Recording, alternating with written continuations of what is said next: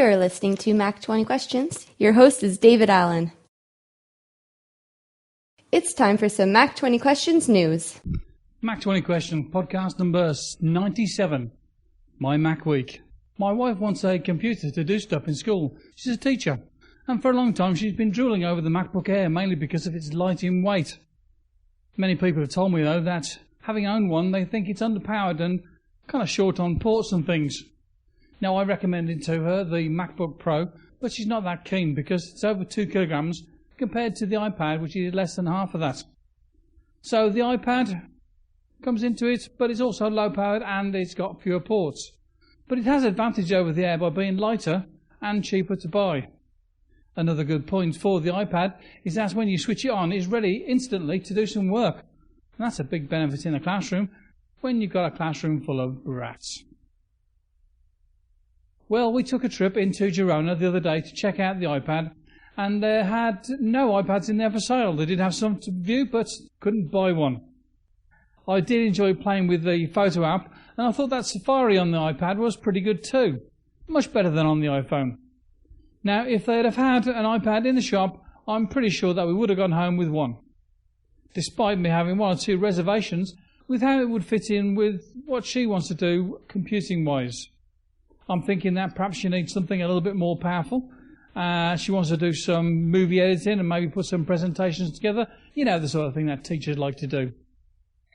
And if she got an iPad, I think it's going to be the case that I would probably get kicked off my own computer, and it's already started to happen, where she wants to get on there and use ScreenFlow to do some work with putting a movie together, or she wants to get on there and use Keynote. I don't mind. I mean, I would actually give her my MacBook Pro, but the thing is that it's got the English keyboard, and she kind of does need to have the keyboard with a Spanish accent on it, so we'll have to think about that. I suppose I should be grateful, though, that I'm getting her away from her Windows machine, which is driving her nuts at the moment. One of the things that we wanted to have a look at was how the Bluetooth keyboard worked with the iPad. But the guy in the shop, he tried his best, couldn't get the iPad to work with the Bluetooth keyboard that he had there. It's a bit strange, I suppose, but it could have been a case of the fact that there was maybe other Bluetooth things in the shop there that was maybe confusing the signals. Have you had difficulty or problems getting a Bluetooth keyboard to pair up with your iPad? Talking of keyboard things, she imagines that she'd like to use the iPad on the sofa and use the Bluetooth keypad there.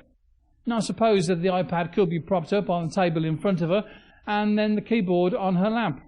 But I kind of wonder if maybe the iPad would then be too far away for her to be able to see exactly what she's supposed to be doing or reading it on the screen.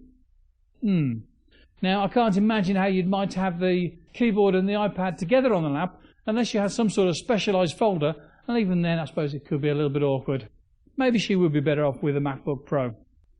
Have to see how this conundrum runs, and the best solution I think would be for her to have an iMac on her desk, maybe a Mac Mini, and get an iPad to go with it for taking into school and doing the mobile computing.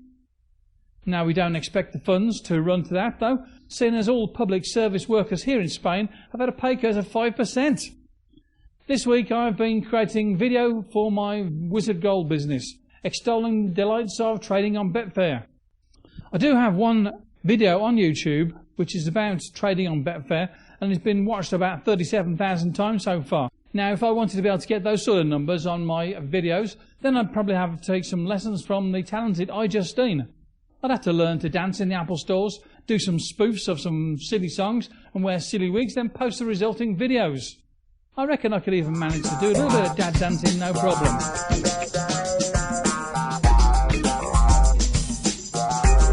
As you see, I'm not averse to looking a bit silly if it'll bring in a bit of cash for me. Now, the other news here at Mac 20 Questions headquarters is that I've reverted to use the telephone line to bring in the internet service. It is a slower 1 megabyte, but it's more reliable than the crappy WiMAX I was using, which was worth a try, but now at least I can expect to have Skype working better for me. I have kind of given up on Nambu again. It kept crashing on me, and I've had to go back to TweetDeck. I really wish that Nambu could bring out an app that was stable and didn't keep falling over, because otherwise I quite like it. Today I posted a new podcast on Video 20 Questions with an interview of the horror movie director Travis Legg. Now at the moment he's shooting a movie called Raymond Did It, and as I said, he's shooting it right this very minute. He's out there with the cameras. If you're into horror movies and you'd like to support Travis, then he's still taking donations to help fund the movie. Do a Google search for him and see what you can do to help him out. Just before I was about to interview Travis, I saw a tweet from him to say that he was covered in blood. I thought, what's going on here then? But no worries, because it was just some testing he was doing of some special effects for the slasher movie. I think I'll go and have a slash now. I feel better for that. Okay then, I suppose I better mention the WWDC. The iPhone 4 looks great, and I'll be drooling over one for quite some time to come. I like that it's got the A4 processor in it, same as the iPad, because the iPad is lovely and pretty quick, as I saw when I was trying it out in the shop. It's nice that there is a front-facing camera on there now, and it'll be great that we have the FaceTime thing, although we will have to get dressed to make calls. I don't think the camera's there to be able to provide a better service for the sexters. Sexters? Well, you know, these young ones that like to take pictures of their bits and send them to their friends, and their friends distribute the images to everyone they know and pass them on to their friends. Talk about sexually transmitted diseases. Here we have technically transmitted sex bits going viral. Although I suspect some pervs will be still doing this sort of sexting anyway. Nice shape too. Yes, I'm talking about the iPhone again, the iPhone 4. Apparently the screen resolution is one of the highlights of the new iPhone, and when I see one in action I'll be able to comment on it, but it did look quite good in the keynote. iOS 4, the iPhone operating system, looks good too, and I will be admiring that from afar, as most of its benefits are not available to the 3G iPhone that I have. Never mind. I wonder if the iMovie for the iPhone will be available for the iPad. Stephen didn't say so, but I expect it will be the case. That was one of the questions that my missus had about the iPad and the ability to edit video. I was asked about that and other things on the way to the store, and I was amused to hear the same questions being asked of the guy in the shop. She mustn't have believed exactly what I was telling her. He gave the same answers as I did, though, still. Anyway, here's a weird one. The iPad is such a good idea for the educational market, but there's no educational discount. What gives? Another plus point there for the MacBook Pro, because you do get an educational discount and you get more bang for the Eurobuck. So, tell me, given the circumstances, what we have here, what would you do? Would you get the iPad? Would you get a MacBook Pro? Or would you go for the Air? Or maybe you'd just like to tell me whether you'd be ordering the iPhone 4 and getting in line for it when it's available on June the 24th. I'm looking forward to hearing from you.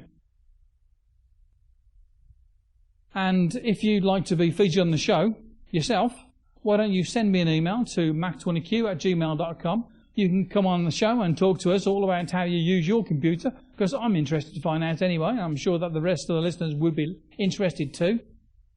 Get in touch with me and let's get something arranged. Thanks for taking time to listen to Mac 20 Questions. To make sure that you don't miss the next episode, you can go and subscribe in iTunes.